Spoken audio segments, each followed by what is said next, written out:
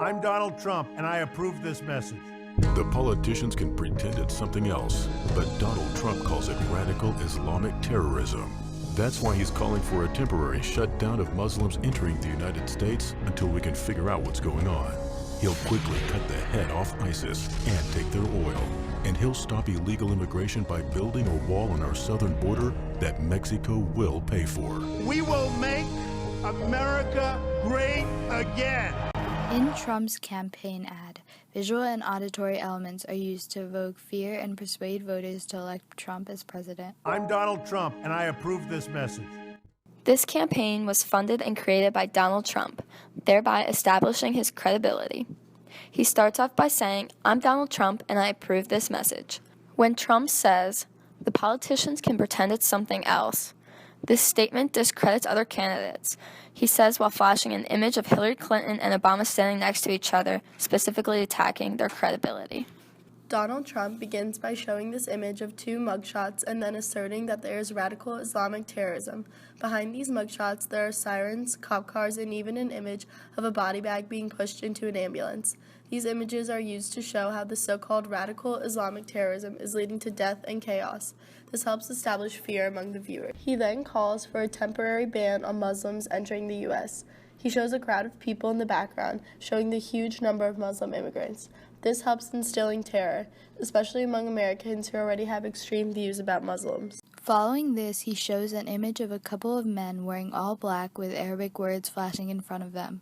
This image is especially similar to an image one would see in a horror movie. Additionally, he demands to cut the head off of ISIS. This is an extremely violent statement.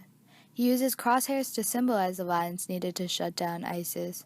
This is another tactic to cause panic among voters. He then changes topics and starts talking about the Mexican border, which is another controversial issue. He states that he will stop illegal immigration by building a wall which Mexico will pay for. There are several logical fallacies in this argument. First, Donald Trump never mentions how he would have Mexico pay to build this wall. It is very unlikely for this to even happen. Second, the image in the background showing immigrants running towards the wall is not even from America. It is a video clip from Morocco. Despite knowing that this clip is not from America, Trump uses this image to mislead his audience. After all of this, the video changes back into color when Trump appears, creating a lightened attitude when he is shown. Donald Trump uses his slogan, "We will make America great again." This appeals to the audience's pathos and tries to create a hopeful tone. This statement also goes to show that Trump thinks that these are the only problems America has and uses logos by claiming that fixing these problems will lead to America's greatness. In an attempt to make the viewer feel uneasy, Trump uses intense imagery throughout the video. The ad relies heavily on this imagery, as the speaker only says 66 words. Because of its use of dull and distorted images, the video almost seems like the trailer for a horror film. Both the beginning and the end of the ad are filmed in color, while the middle is black and white. This strategic use of color and black and white is used to emphasize things considered to be American, such as police cars, Barack Obama and Hillary Clinton, and himself at the beginning and the end of the video. The music playing in the background is also dramatic and intense. Additionally, the narrator has a deep voice and speaks in a rather menacing tone. At the end of the video, when Trump says, "We will make America great again," the music takes on a happier, more triumphant spirit, and there is applause from the audience.